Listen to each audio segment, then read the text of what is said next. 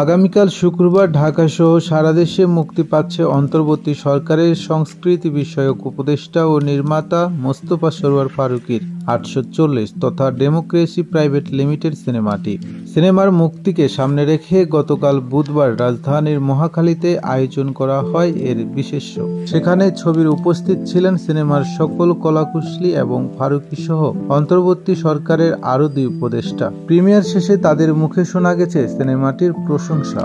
বিশেষ এই শো দেখতে এদিন বিশেষ অতিথি হিসেবে হাজির ছিলেন তথ্য ও সম্প্রচার উপদেষ্টা নাহিদ ইসলাম এবং স্থানীয় সরকার, পল্লী উন্নয়ন ও সমবায় উপদেষ্টা আসিফ মাহমুদ সজীব ভুইয়া। প্রিমিয়ার শেষে গণমাধ্যমের মুখোমুখি হন অন্তর্বর্তী সরকারের উপদেষ্টারা।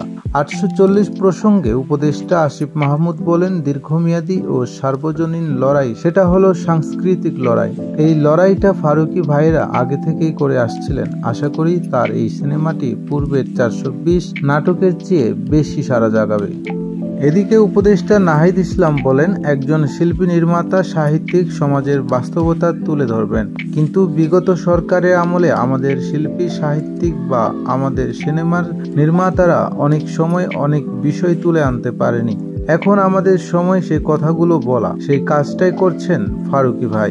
আমরা রাজনৈতিক একটা লড়াইয়ের মাধ্যমে এসেছি, সেই লড়াইটা এখনো চলমান। যারা সংস্কৃতির সঙ্গে জড়িত তাদের কাছে আমাদের আহ্বান, সিনেমার মাধ্যমে সমাজের প্রসূতি বিষয়গুলো তুলে আনার চেষ্টা করা। অন্যদিকে 840-এর বিশেষ প্রদর্শনীতে আরও উপস্থিত ছিলেন অভিনেতা নাসির উদ্দিন খান, ফজলুর রহমান বাবু, বিজরি বরকতুল্লাহ, নাদের চৌধুরী, শাহরিয়ার নাজিম জয়, জাকিয়া বারি মোম, প্রান্তর দস্তিদার, নির্মাতা রায়হান রাফি, মোহাম্মদ মুস্তফা কামাল রাজ, শঙ্খ দাশগুপ্ত, অভিনেত্রী তাসনিয়া ফারিন, সাদিয়া আইমান, সঙ্গীত শিল্পী দিলশাদ নাহার কোনা, জেফার রহমান সহ আরও অনেকে।